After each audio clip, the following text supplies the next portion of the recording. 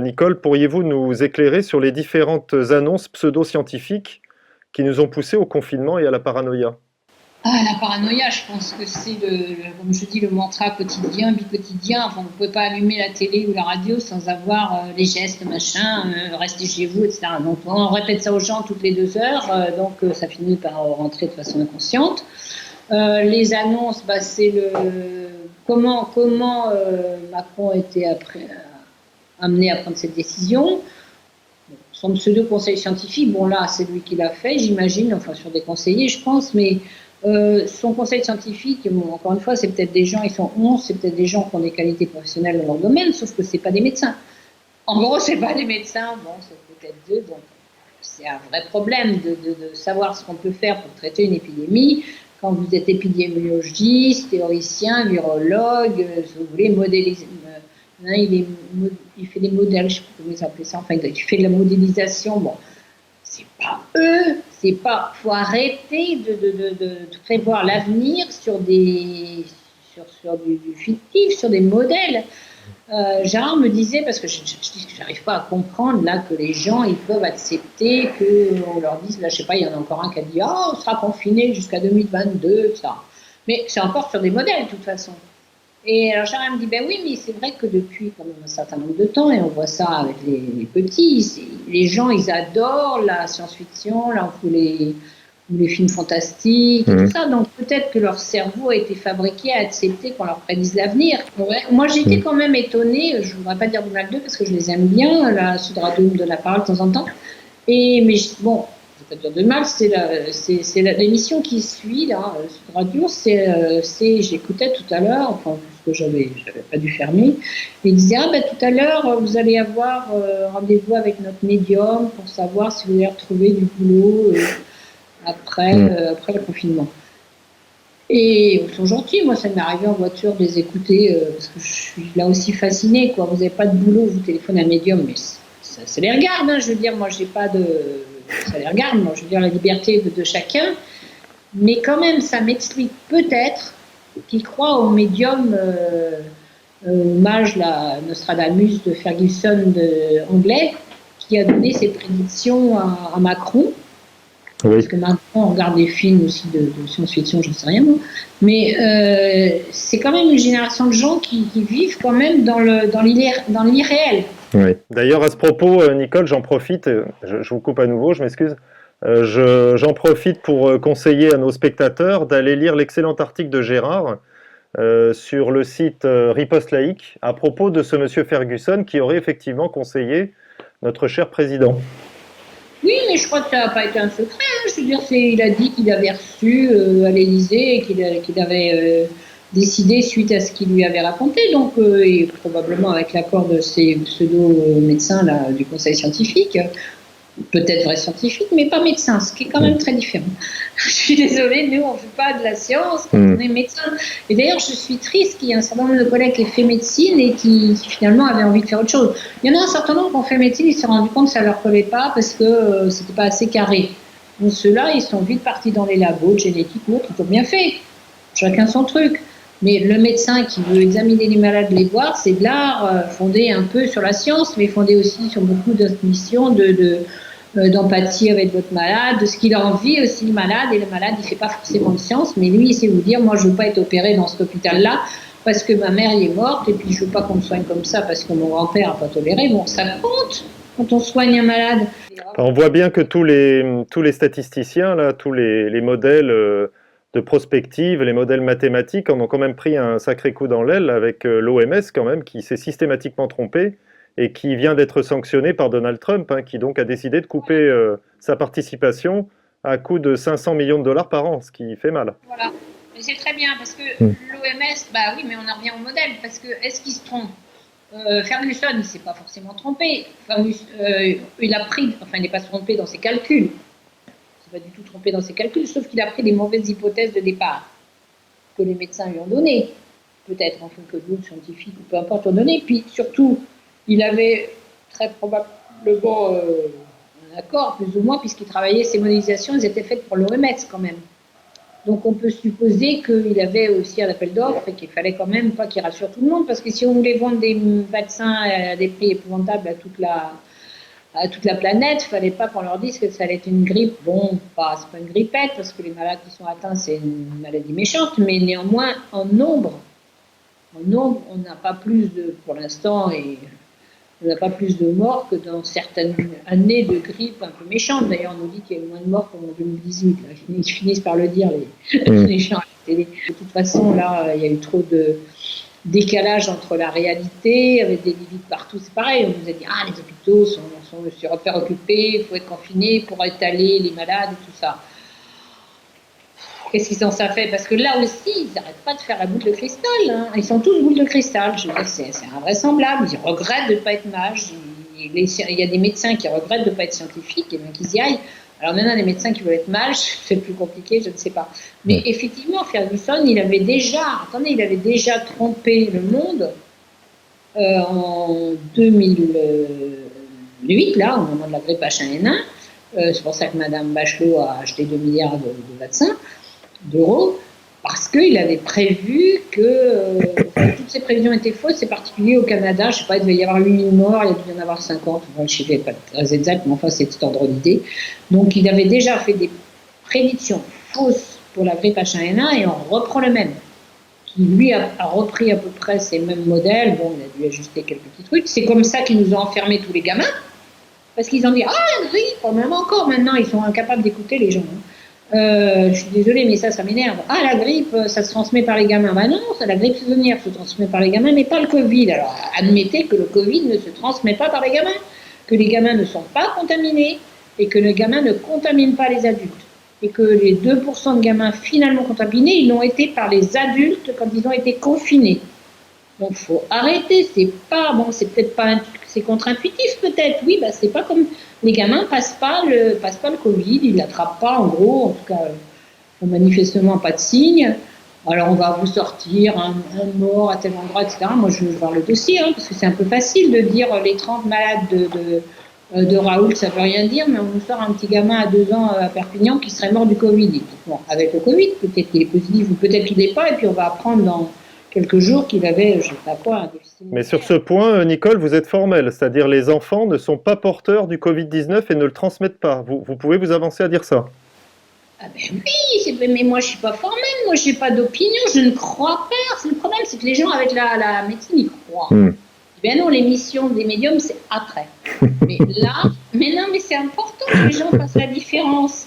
Je veux bien qu'ils aillent voir les médiums, mais nous, on ne croit pas.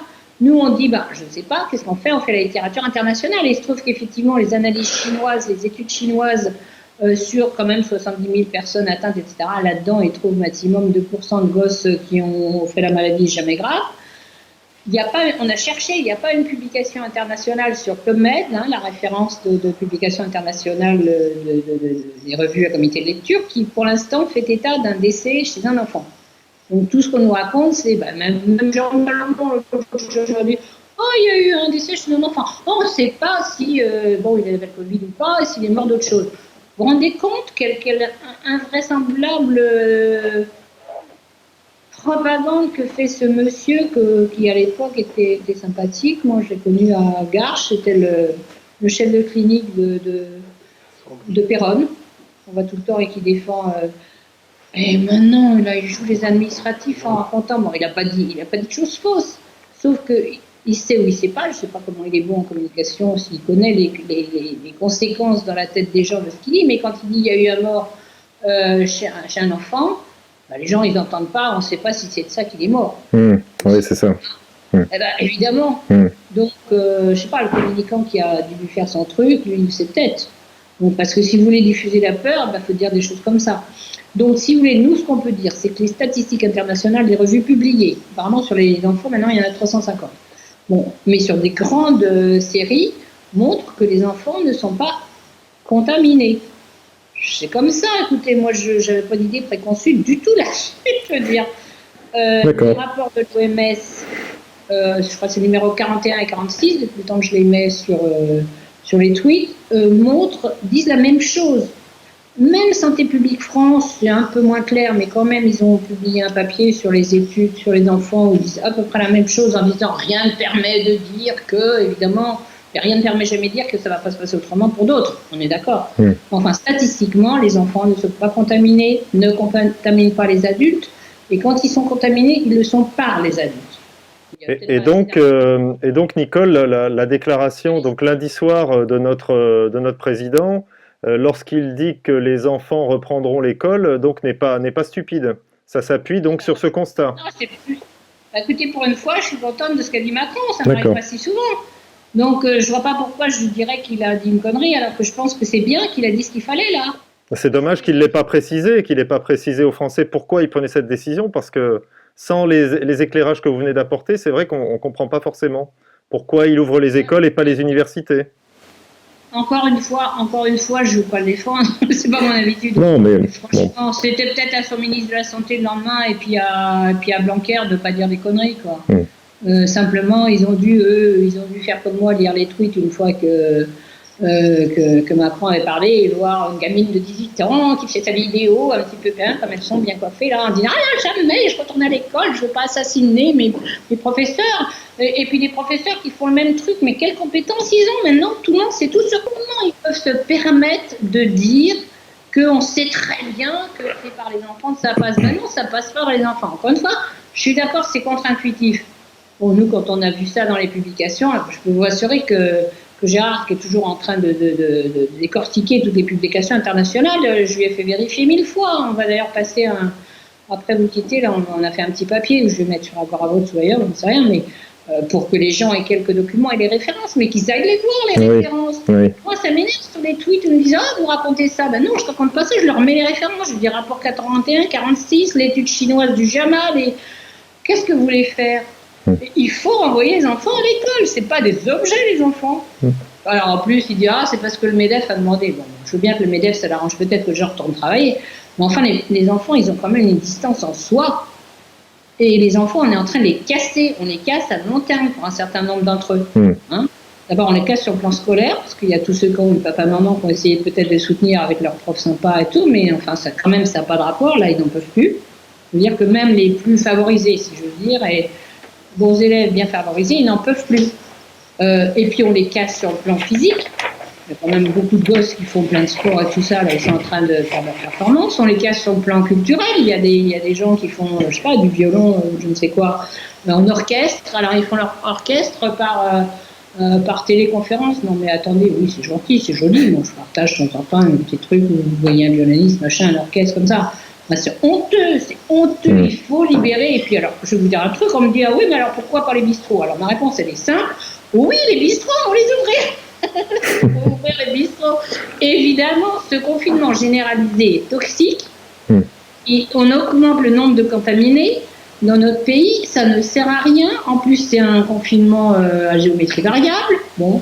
Effectivement, dans les cités, il n'y a pas de confinement, mais moi, je ne demande pas qu'ils confinent les cités, c'est pas la peine d'embraser le monde. Mais comment mettre 135 € d'amende à une vieille dame qui va voir son mari par la fenêtre, un EHPAD, et laisser les cités libres de confinement, tous les marchés parisiens, quand même un certain nombre. Qu'on libère tout le monde, ça ne sert à rien, puisque de toute façon, on a laissé les confinés être contaminés par les infectés qui revenaient de l'extérieur. Il y a une infirmière qui a été soignée ses malades, il y a une aide-soignante, je leur en veux pas, les pauvres, ils ont fait comme ils pouvaient, ils n'avaient pas de protection, pas de bonne protection, et même s'ils prenaient 3 douches à l'arrivée chez eux, c'est pas ça qui empêche de contaminer, c'est évident. Oui, on rappellera d'ailleurs que parmi les pays qui ont confiné toute leur population, nous sommes un des pays qui a le plus de victimes, qui a les moins bons résultats, et que dans l'histoire de l'épidémiologie, qui est longue, qui ne date pas d'hier, on n'a jamais fait ça. On n'a jamais décidé de confiner les gens. Tout un monde. Et en plus, les 4 pays qui ont confiné à la française, là, c'est-à-dire les Belges, les Italiens et les Espagnols, ils ont le plus grand nombre de morts avec nous. Et les pays qui n'ont pas confiné, parce que alors je dis aussi quand même dans les TV, faites attention, parce que maintenant ils essaient de mélanger tous les confinements. Mais les autres, ils font bien comme ça en Allemagne. Non, ils font pas comme ça en Allemagne. Ils confinent pas toute la population. Je pense quand même qu'il y a quand même beaucoup de gens qui commencent à réaliser mais il faut vraiment les rassurer. moi, ce qui me fascine, c'est qu'ils ont réussi à foutre la trouille aux gens qui vous disent ah bah oui, d'accord, le confinement généralisé, c'est pas bien, mais bah, si c'est mieux que rien. Non, c'est pas mieux que rien. Ça fait des infectés en plus, ça fait des malades en plus, ça fait des maladies chroniques qui vont mal en plus, ça fait des infarctus, des dépressions et des trucs majeurs en plus. Et puis chez les enfants, des troubles psychologiques, émotionnels. Et on va vous mettre la référence dans l'article qui va apparaître bientôt. Alors Nicole, dernière question. Pourriez-vous évoquer, s'il vous plaît, le sujet des conflits d'intérêts des experts composant le conseil scientifique sur lesquels l'exécutif s'appuie? Écoutez, je n'ai pas en tête tout le détail de leur conflit d'intérêts, mais ce qui est sûr, c'est qu'à partir du moment où on en a beaucoup parlé, à propos en particulier de Karine Lacombe, qui est à TF1 en permanence pour défendre en fait Gilead et leur remdesivir, on s'est tous beaucoup intéressés à ces problèmes-là, et on a tous découvert que le conseil scientifique, en tout cas le premier, était fait de 11 personnes, dont je vous ai dit très peu de médecins, dont le directeur, enfin le président, c'est Delfraissy, là, qui est celui qui est en train de dire qu'il faut confiner les plus de 65 ans, mais lui, il a intérêt à ce que les vaccins ils apparaissent. Donc ils ont tous des conflits d'intérêts, sauf, je crois, le généraliste, et puis évidemment le professeur Raoult, qui lui n'a pas de conflit d'intérêts. Pourriez-vous, Gérard, s'il vous plaît, évoquer le sujet des conflits d'intérêts des experts composant le conseil scientifique sur lesquels l'exécutif s'appuie? On vous écoute. Oui, écoutez, moi j'ai été frappé. D'abord, je n'ai toujours pas trouvé leur déclaration de lien de conflit d'intérêts éventuel. D'ailleurs, on ne parle pas de conflit d'intérêts, mais de lien d'intérêt. La loi française dit que tout médecin qui s'exprime en public doit donner ses liens d'intérêt. Je dis bien ses liens et pas ses conflits, c'est très important. Même s'il parle d'un produit qui n'est pas vendu par un laboratoire auquel il est attaché, il doit dire qu'il est attaché à ce laboratoire. Un des membres qui me paraît le plus emblématique que tous, c'est un virologue qui s'appelle Bruno Lina. Alors celui-là, il est ce que j'appelle un représentant multicarte des laboratoires, puisqu'il a au moins des liens d'intérêt qu'une dizaine de laboratoires. Et il se vante d'ailleurs de cela en disant, vous voyez, comme je suis compétent, puisque tous ces laboratoires ont demandé que je les aide. Et ma compétence est donc démontrée grâce à mes liens d'intérêt. D'accord. Et c'est lui qui pousse à chaque fois pour les vaccins. Bien entendu, il est lié au laboratoire qui les fabrique. Il a également participé très fortement à la supercherie de la grippe H1N1. C'est l'un de ceux qui disait que ça allait être quelque chose d'effroyable. Mais on a aussi Arnaud Fontanet, qui a travaillé beaucoup sur les hépatites virales et les virus émergents, et qui, lui, est aussi très, très lié à tout ce qui est fabricant de vaccins. Et surtout, ce sont des gens influents sur la pensée et qui passent leur temps à faire peur de la prochaine épidémie qui va détruire le monde si on n'a pas le traitement qu'il faut. Et bien entendu, c'est le vaccin. Le vaccin a un énorme avantage dans tout ça, c'est qu'on le donne aux personnes saines. Et il faut bien comprendre que le principe de l'industrie pharmaceutique, c'est que c'est terrible si on donne des médicaments qui guérissent les malades.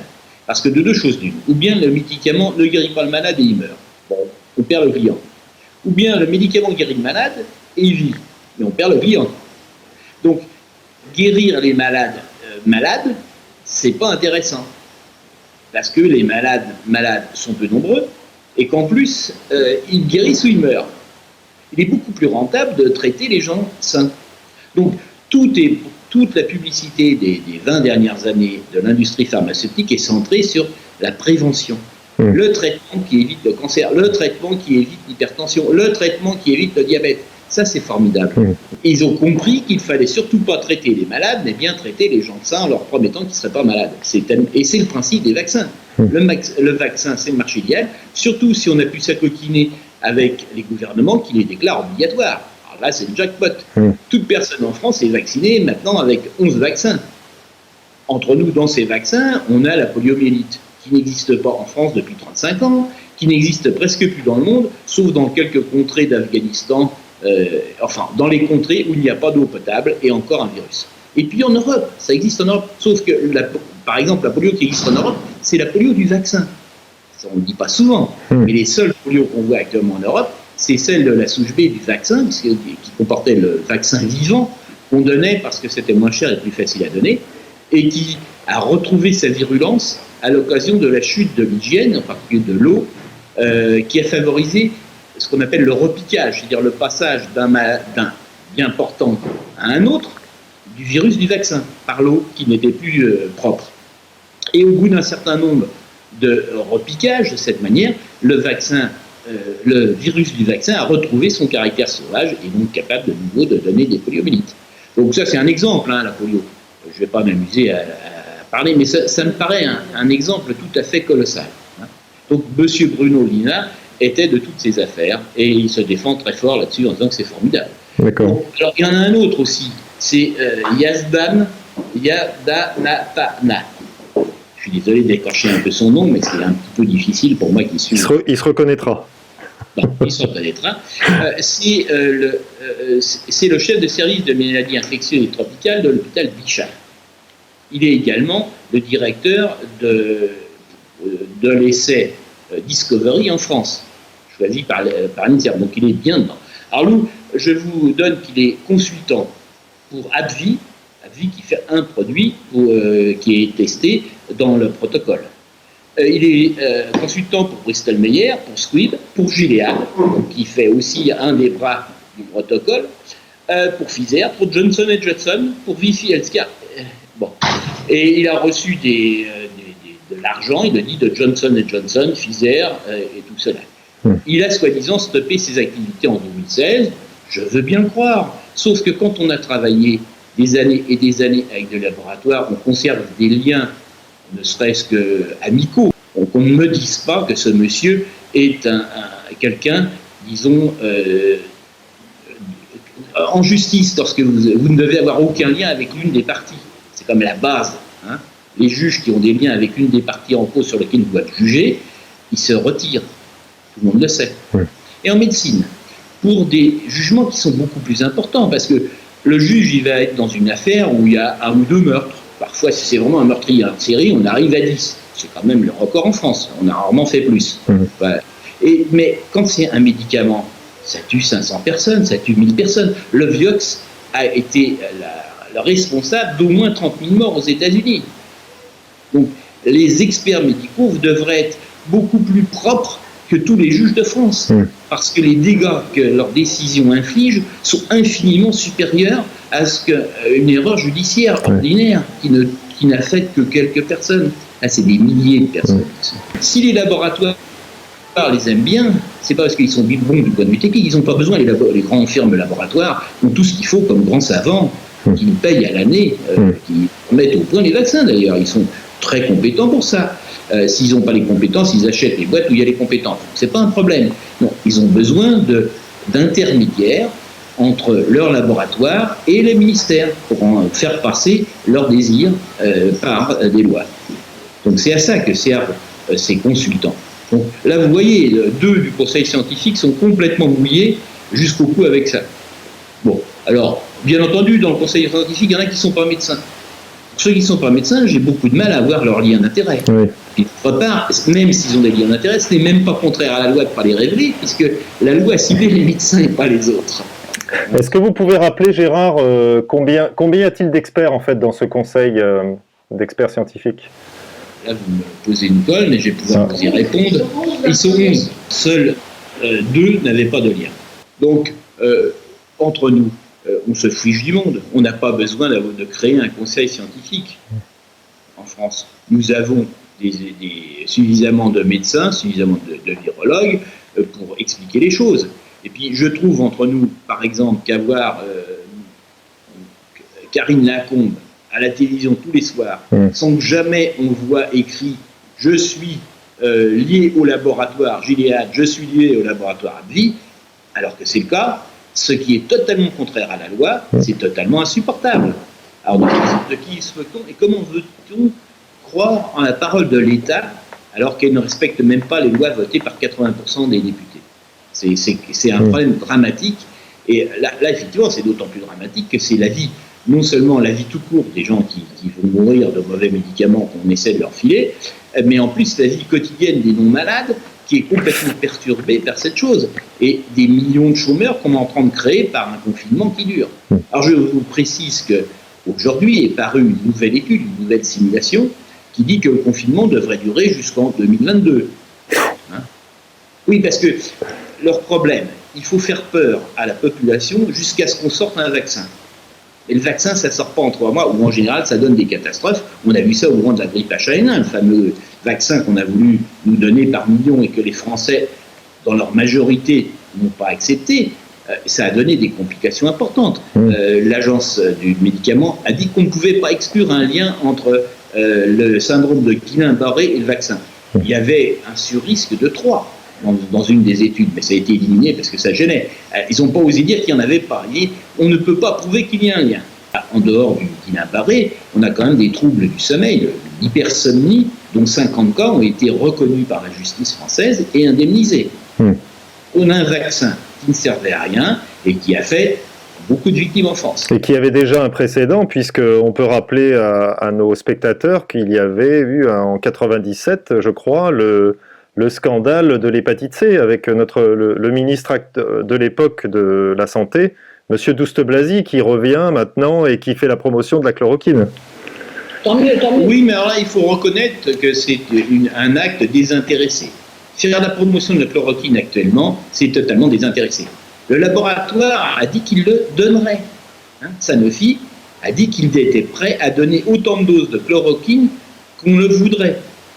Alors pour une fois qu'un grand laboratoire a une action désintéressée, peut-être pas totalement, il peut peut-être pour sa publicité, mais en tout cas, c'est une publicité intelligente, il faut saluer ce truc-là. En tout cas, je suis sûr que M. Douste-Blazy n'a pas reçu d'argent pour faire vendre de la chloroquine.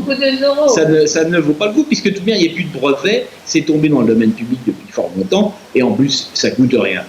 Donc là, j'ai remercié Sanofi pour son don qui n'a pas été accepté. Enfin, il a peut-être donné des millions de doses, mais les médecins n'ont pas le droit de le donner, donc on se moque vraiment du monde. Dans d'autres pays du monde. Alors oui, dans d'autres pays du monde, certainement. Oui.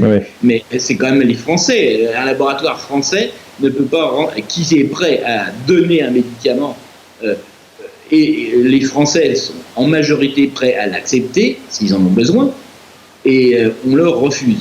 C'est quand même incroyable comme histoire. C'est fou. Monsieur Douste-Blazy, effectivement, il revient, donc il n'a pas de conflit d'intérêt avec le chloroquine, ça je peux m'en porter garant. Tu peux peut-être parler des vaccins HIV pour dire que quand même les vaccins, ça ne marche pas toujours. Alors oui, on peut aussi rappeler que le vaccin qu'on essaie de nous imposer, il faut se méfier énormément. Le dernier succès de Sanofi, ça a été le vaccin contre la dengue. Vous avez dû entendre parler de cette affaire, je pense. Donc, lorsque un ancien président est allé aux Philippines, il a vendu le vaccin contre la dengue. La dengue est une sorte de grippe tropicale, dont il existe 4 souches de virus, et qui est une grippe. La première attaque de dengue, par une des 4 souches, n'importe laquelle, est en général bénigne, c'est une grippe. La deuxième peut être beaucoup plus grave, parce que l'organisme a acquis des anticorps qui peuvent transformer une grippe bénigne en une grippe hémorragique qui est potentiellement mortelle. Donc, Sanofi, aidé par notre président de la République de l'époque, Hollande, et qui lui a servi donc de représentant de commerce, a produit ce vaccin en disant aux Philippins, attention, vous avez beaucoup de dingue chez vous, avec nos vaccins miracles, sur lesquels ils ont travaillé 10 ans, avant de sortir. Ça faisait 10 ans qu'ils travaillaient sur les virus de la dengue. Et avec notre vaccin miracle, on va faire disparaître cette maladie, qui n'est peut-être pas grave et pas toujours mortelle, elle est très rarement, mais qui donne des arrêts de travail pour les adultes et des arrêts à l'école pour beaucoup d'enfants. Donc le ministère philippin a dit d'accord, banco, le ministre s'est déplacé en France lors d'un repas sur les Champs-Élysées. Là aussi, les repas d'affaires, c'est bien connu. Elle a accepté d'acheter le vaccin, d'en acheter 1 million de doses, enfin 1 million de doses suffisantes pour vacciner les gamins. Et on a fait aux Philippines une énorme campagne où 850 000 enfants ont été vaccinés en leur promettant qu'ils allaient être débarrassés de ce fléau. Okay. Et puis, dans l'année qui a suivi, les cas mortels de dengue ont explosé. Et il y en a eu au moins plus de 100 qui ont été directement attribués par le procureur philippin au vaccin. Alors c'est comme toujours, c'est arrivé après le vaccin, mais le vaccin il n'y est pour rien. Oui. Oui, mais comme vous aviez peu de cas mortels et brutalement ça explose après le vaccin, en plus le mécanisme est parfaitement connu, puisqu'il avait été décrit par un médecin américain, un vieux médecin, c'est terrible les vieux, hein, il faut vraiment les confiner. Ce médecin-là avait participé à la Seconde Guerre mondiale et il avait travaillé sur la dengue. Et c'était un des grands experts mondiaux de la dengue, un peu comme M. Raoult actuellement pour la chloroquine. Et ce médecin américain avait dit dans 3 articles co-signés par d'autres auteurs que ça pouvait être dangereux si on faisait ce vaccin sans vérifier l'état immunitaire des gamins à qui on l'administrait. Qu'il y avait de grands risques si par hasard on administrait ce vaccin à des enfants qui n'avaient jamais été en contact avec une des souches de dengue. Si les personnes avaient déjà rencontré le virus, ça avait des chances de ne pas être très grave. Et si par contre c'était quelqu'un de vierge du virus, il y avait de gros risques pour que le vaccin crée la première crise. Et donc que la vraie crise, lorsqu'on se retrouverait avec une autre souche, parce que malheureusement on ne couvre jamais toutes les souches, crée un accident et qu'on arrive directement aux formes hémorragiques. Et il avait non seulement fait ses articles dans de grandes revues d'infectiologie, mais en plus il a fait enregistrer une vidéo qu'il a envoyée au ministère et aux députés philippins. Mais comme par hasard, ils n'avaient pas le temps de regarder la vidéo, donc ils ont voté la loi et ils ont vacciné tout le monde et ils ont des centaines de morts. Alors, ça a fait une histoire politique colossale, je ne sais pas si ça fera la même chose en France, mais en tout cas, le gouvernement est tombé, les élections sont arrivées, la majorité d'avant a été balayée, et actuellement, on retrouve le ministre de la Santé devant les tribunaux, le médecin qui avait signé l'étude disant que c'était formidable ce vaccin devant les tribunaux, les centres qui ont fait la publicité du vaccin, comme on a actuellement la publicité pour les nouveaux produits devant les tribunaux. Mais il est vrai que c'est la justice depuis d'années, n'est-ce pas? Ça ne peut pas arriver dans un pays aussi démocratique que la France. Je vous rappelle une seule chose, c'est qu'aucun vaccin, aucun traitement au monde est anodin. Un traitement, il faut peser les bénéfices-risques, toutes les choses. Et les médecins ont été formés à ça. C'est ce qu'on apprend dans nos 10 ans d'études. Donc, on a été formés pour choisir, pour évaluer la balance risque-bénéfice. C'est la raison pour laquelle on donner le même traitement à tout le monde est idiot. Puisque toute personne est unique, toute personne est différente. Il est gros, il est petit, il est malade des poumons, il ne l'est pas. On est tous différents et donc il faut juger ce qui est bon pour telle personne qui peut être extrêmement mauvais pour le voisin. Mais je crois qu'en médecine, on parle de terrain, hein, je crois en médecine. Hein. Le terrain, il n'y a que ça de vrai. Ouais. Mais le terrain, vous l'avez par la génétique, par de vos parents, mais aussi par la vie que vous avez vécue, selon les rencontres que vous avez faites. Les rencontres que vous avez faites avec les germes, avec les virus, avec l'alimentation, avec les toxiques. Enfin, donc, c'est pour ça qu'à la naissance, on est tous uniques, tous différents, et plus on vieillit, et plus on est unique, et plus on est différent. Et vouloir faire le même traitement à tout le monde, c'est quand même le propre du vaccin. On vaccine tout le monde sans regarder. Hein. Vous êtes né en France, vous avez été là, je craque. C'est idiot. C'est tout simplement idiot, et c'est contraire à tous les principes. Alors, je n'ai pas dit qu'il ne fallait jamais faire de vaccin. Attention, je ne suis pas contre les vaccins, mais il faut pouvoir adapter les choses. Et ce qui est tout à fait scandaleux dans l'histoire actuelle de cette virose, c'est qu'on ne laisse pas aux médecins le choix de peser la balance avantage-risque des médicaments par rapport à la maladie, et on empêche les médecins de traiter en leur âme et conscience et selon les données acquises de la science. C'est ça qui est insupportable. Et qu'on crée des comités soi-disant scientifiques, je dirais plutôt des comités d'influence des laboratoires. Oui. Donc en fait, pour synthétiser vos propos sur la vaccination en général, dites-moi si je me trompe, on peut s'avancer à dire que les vaccins, bien sûr, en soi, ne sont pas une mauvaise chose, mais peut-être que la manière dont ils sont mis au point, les conflits d'intérêts, la recherche du profit peut-être avant la recherche de soigner les gens, le manque de recul aussi, parce que je crois que jusqu'à récemment, on se donnait 10 ans d'essais thérapeutiques pour mettre sur le marché, ce qui n'est plus le cas. Vous touchez un des points essentiels des problèmes actuels des médicaments. C'est que depuis 15 ans, enfin depuis le nouveau siècle, les lobbies pharmaceutiques ont acquis un pouvoir grandissant. C'est comme à l'OMS. Tout simplement, le public s'est retiré des institutions internationales et des institutions institutions locales, des agences de sécurité. Et ces agences sont obligées d'aller quémander, de faire la manche auprès de ceux qui ont de l'argent. Et en médecine, ceux qui ont de l'argent, c'est les laboratoires pharmaceutiques. Donc, vous avez par exemple la Drug and Food Administration, la FDA, qui décide de la mise sur le marché d'un médicament. Actuellement, la Drug and Food Administration a à peu près la moitié de son budget seulement fourni par l'État. L'autre moitié, elle doit aller le quémander. Et ils voulaient que la FDA marche bien parce qu'ils trouvaient que l'agence était beaucoup trop lente pour donner les autorisations de mise sur le marché. Avant, effectivement, il fallait mettre au point un médicament, faire des essais. Enfin, nous, en cancérologie, on a suivi quand même extrêmement près ces choses-là. Et il fallait souvent 4 à 5 ans, tout simplement parce qu'un nouveau médicament avait un intérêt si on avait davantage de malades qui survivaient au cancer que les médicaments d'avant. Et pour savoir s'il y en avait davantage, il fallait les suivre. Et il ne fallait pas les suivre à 3 mois, il fallait les suivre à 2 ans, 3 ans. On admettait 5 ans. Donc pour faire un essai sur 5 ans, il faut inclure les maths, ça vous prend entre 8 et 10 ans.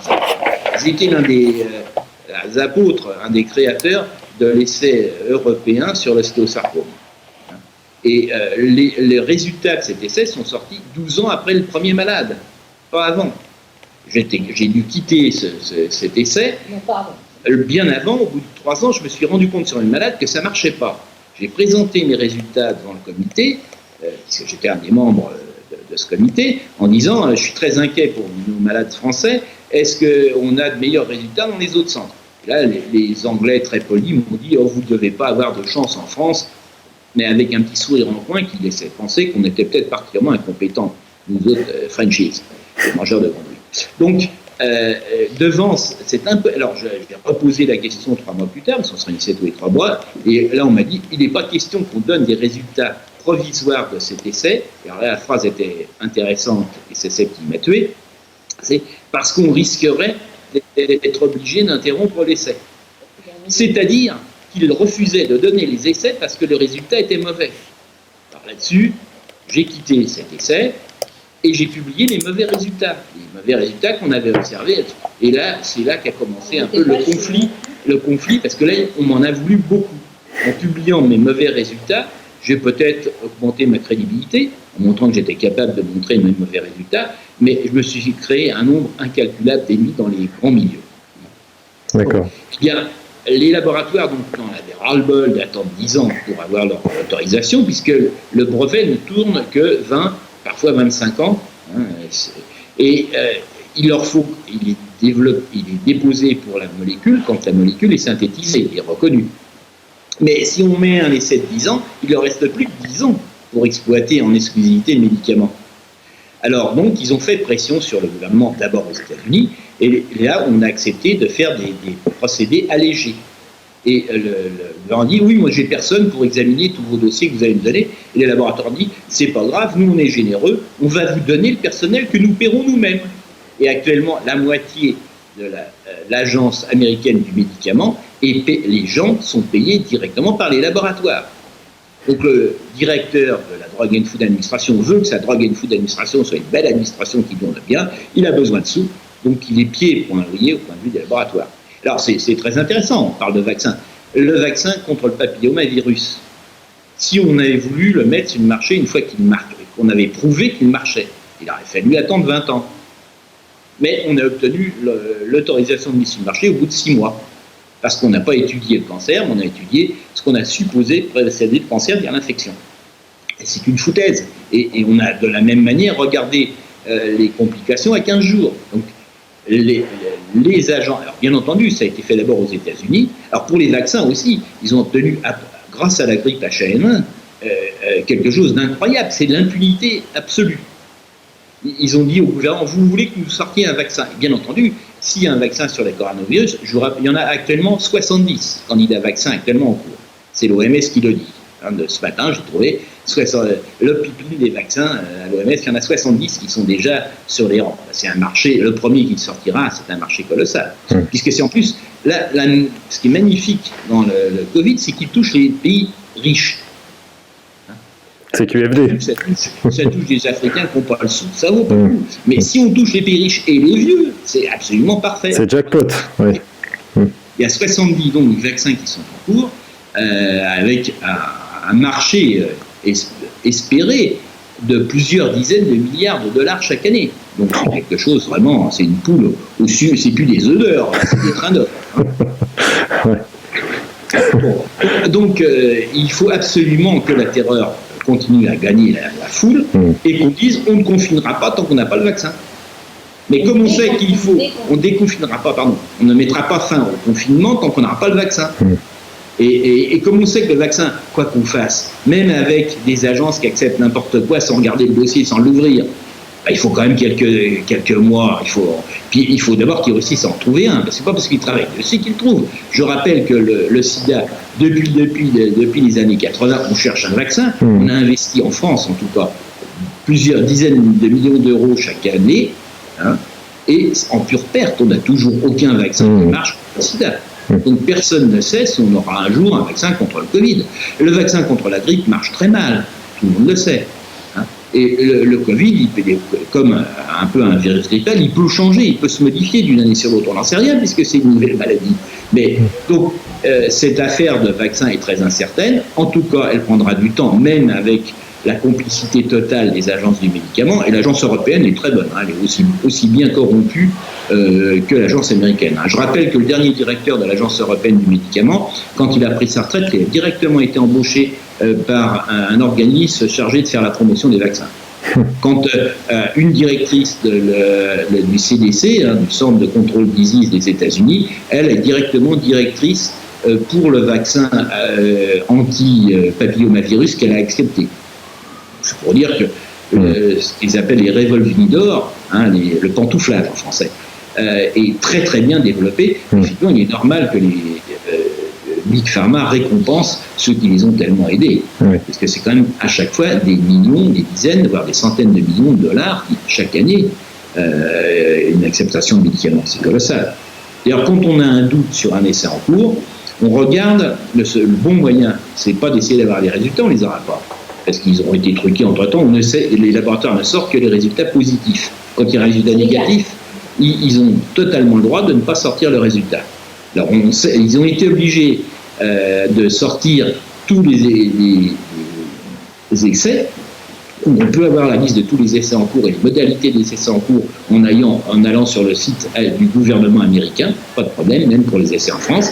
C'est comme ça qu'on a pu critiquer l'essai des Discovery, parce qu'on a pu enfin savoir ce qu'il y avait dans chacun des bras, ce qui était donné. Il suffit d'aller donc sur gouvernement clinicaltrials.gov, sans U, puisque les Américains c'est gov. Donc, ils sont obligés de mettre qu'ils ont fait un essai, mais ils ne sont pas obligés de donner les résultats. Même 5 ans après, vous n'avez pas le résultat. Quand vous n'avez pas le résultat, vous savez que c'est mauvais. Et ça, on ne peut pas le dire en public, puisqu'on n'a pas de preuves. Par contre, on regarde l'action du laboratoire. Et si vous avez un essai qui est en cours, et qui, au bout de 6 mois, brutalement, l'action baisse, c'est que le résultat est mauvais, et que, comme il y a des limites d'initiés, la bourse nous prévient tout de suite que le candidat vaccin n'est pas bon, que le candidat médicament n'est pas bon. En fait, Gérard, pour conclure cette interview, est-ce qu'on pourrait se lancer, est-ce que ça vous paraîtrait exagéré de se lancer à dire que finalement la recherche de médicaments, la recherche de vaccins, la santé en règle générale est un bien commun, bon ça c'est une porte ouverte, mais devrait revenir tout simplement, devrait être la prérogative des États et être enlevé des mains du privé? Ça vous paraît exagéré ou qu'est-ce que vous en pensez? Bon, c'est une option tout à fait valable, je ne dis pas que c'est la seule. En tout cas, il y a une chose, il serait aussi corrompu. Donc, je pense qu'il est essentiel, là, c'est vraiment un appel à tous les députés, à tous les sénateurs, à tous nos élus, qui se rendent compte du degré de corruption qui gangrène notre appareil de santé en France et tout particulièrement le milieu de l'expertise. Il faut absolument qu'on sépare le privé du public. Je ne veux pas la mort du privé. Mais on choisit son camp. Ou on est du côté des bandits illégaux, ceux qui veulent de l'argent à tout prix, et c'est leur droit, pourquoi pas. Ou on est du côté des policiers qui essaient de mettre un petit peu de ménage là-dedans. C'est-à-dire qu'aucun expert ne devrait pouvoir avoir le moindre lien d'intérêt avec celui qui le contrôle. C'est quand même la base. Ouais. Aucun juge n'a le droit de toucher de l'argent d'un des prévenus. Aucun policier n'a le droit d'aller conseiller les bandes de gangsters en dehors de ses heures de service. Alors, pourtant, les juges, comme les policiers, s'attaquent aux petits larcins, quelques morts. nos experts médicaux, c'est des centaines ou des milliers de morts dont ils sont responsables. Donc je n'arrive pas à comprendre pourquoi on n'arrive pas à obtenir une agence absolument indemne de tout conflit d'intérêts. Sauf parce que les lobbies sont trop forts. C'est là où j'allais en venir, c'est que ce que vous venez de dire, bon, c'est effectivement pourquoi pas, mais le problème c'est que les laboratoires pharmaceutiques font partie quand même de ces lobbies, mais qui sont surpuissants, qui ont des fortunes bientôt qui dépassent celles des États. Donc comment voulez-vous lutter contre un géant qui vous dépasse largement, qui a des moyens que vous n'avez pas? Il ne faut pas exagérer. Ils sont aussi puissants que parce qu'on a laissé la mondialisation galopante leur permettre de réunir leurs forces. D'autre part, ils ne sont puissants que parce que nous avons des agences ridicules. Et on avait des agences par pays, au lieu d'avoir l'agence européenne, ça leur coûterait beaucoup plus cher de corrompre tous ces experts dans chacun des pays. Et puis, il pourrait y avoir un pays où l'expert est moins corrompu et refuse. Ouais, mais moi, je dirais pas ça. Je dirais, comme dit Juan Branco, là, ils ne sont pas corrompus, ils sont la corruption. C'est simple. Ils sont la corruption. Ils sont aussi... Les agences, par exemple, il y en a un, on va le citer, le professeur Maranachi, qui est un de ceux qui a soutenu très fort le professeur Raoult, là, récemment. Et la chloroquine. Et la chloroquine, donc. Eh bien, lui, c'était un cancérologue à Marseille, apparemment honnête et tout, et il a été nommé directeur de l'agence du médicament, je ne sais plus, entre 2012 et 2016, par là. Il a essayé de faire tout ce qu'il pouvait, oui, ça devait être peu après l'affaire du Mediator et la loi Xavier Bertrand pour la transparence. Il a essayé de faire tout ce qu'il pouvait, enfin dans ce qu'on a su en tout cas, pour qu'il y ait plus de transparence, pour que les experts et les membres, surtout des commissions de l'agence du médicament française, qui avait changé de nom, mais ça n'a pas changé sa nature, ses fonctionnements. Il a fait tout ce qu'il peut pour que les gens déclarent leurs liens d'intérêt, leurs conflits éventuels, sortent quand ils ont discuté tout ça. Eh bien, comment ça se finit, l'histoire? C'est lui qui a démissionné. C'était impossible. Il avait eu le tort d'être honnête. C'est une qualité qui ne pardonne pas dans ce milieu. Je pense que c'est un problème de contrôle, c'est le contrôle démocratique. Oui, mais le contrôle, ça ne veut rien dire. Si ceux qui contrôlent sont aussi corrompus, on oui, n'entend pas. Non, bien entendu, non, mais... honnêtement, il faut une volonté simple. politique. J'ai jamais dit que c'était simple. Et il faut savoir effectivement que les laboratoires, par exemple aux États-Unis, sont les premiers donateurs pour les campagnes électorales, et en particulier présidentielles. Pas seulement aux États-Unis, en France, on en France, on ne sait pas. L'avantage des États-Unis, c'est que c'est publié. Il y a eu la loi de transparence en santé qui a été faite par Sarkozy. Ça a été voté par 80% de nos députés. En 2011. C'est la loi Xavier Bertrand. Bon. Malheureusement, pour la loi, Sarkozy est parti avant que la ministre n'ait eu le temps de mettre des décrets d'application. Une loi n'a de valeur que s'il y a des décrets qui permettent de l'appliquer. Donc, ce n'est pas Xavier Bertrand qui avait le père de la loi qui a pu promouvoir les décrets d'application, mais celle qui lui a succédé, Marisol Touraine. Et Marisol Touraine a eu cette chose fantastique. Les laboratoires détaillent tous les bénéfices à partir de 5 ou 10 euros, je ne sais pas, mais pas les contrats commerciaux. C'est-à-dire que si vous êtes médecin, vous êtes invité, pas de problème, c'est déclaré. Vous devez le déclarer, le laboratoire doit le déclarer, et on le retrouve sur Transparence Santé Gouv France. Bon. Mais si vous êtes vraiment un candidat, un leader d'opinion, là vous êtes très intéressant pour le labo. Le labo va vous rémunérer en fonction de ce que vous lui apportez. Si vous êtes un grand leader d'opinion, vous aurez un beau contrat. Une centaine de professeurs de médecine en France touchent plus de 100 000 euros, certains vont jusqu'à 500 000 euros par an. C'est-à-dire 3 à 4 fois leur salaire de professeur de laboratoire. Et ce contrat-là n'est pas connu. Ils ne sont pas dans l'illégalité en ne les déclarant pas. Pour le code Karine Lacombe, si on regarde ces déclarations d'intérêt légales en France, celles qui sont sur le site Transparence Gouv, on trouve les choses mineures. Mais les contrats commerciaux ne sont pas spécifiés. Si j'ai pu dire qu'elle a ces contrats commerciaux, c'est simplement que j'ai des amis aux États-Unis qui me les ont donnés. Donc j'ai pu publiquement l'accuser en disant c'est ce que je vous ai dit d'ailleurs en début, elle est là, là, là et là. Et là j'ai les preuves, bien entendu. comme pour le Yavazédan, là, celui que j'écorche le nom, je n'ai pas envie d'écorcher son nom, c'est pas bien, et je le regrette. Mais je ne sais pas prononcer l'hindou, moi. Je ne sais pas prononcer effectivement le nom de ce type. Mais en tout cas, là aussi, c'est en passant par les États-Unis qu'on les a. D'accord. Aux États-Unis, on est vraiment obligé, on ne peut pas faire de fausses déclarations. Alors sinon, si ça sort, on peut vraiment être en prison pour une fausse déclaration. En France, on nous donne une tape sur la joue en disant c'est pas bien. Oui. Il n'y a qu'un seul qui a vraiment été un tout petit peu puni, c'est notre professeur de pathologie pulmonaire parisien qui a menti devant la commission des sénateurs d'enquête à propos du risque pulmonaire des gaz d'échappement. Alors lui, il a été condamné et sa condamnation a été confirmée en appel.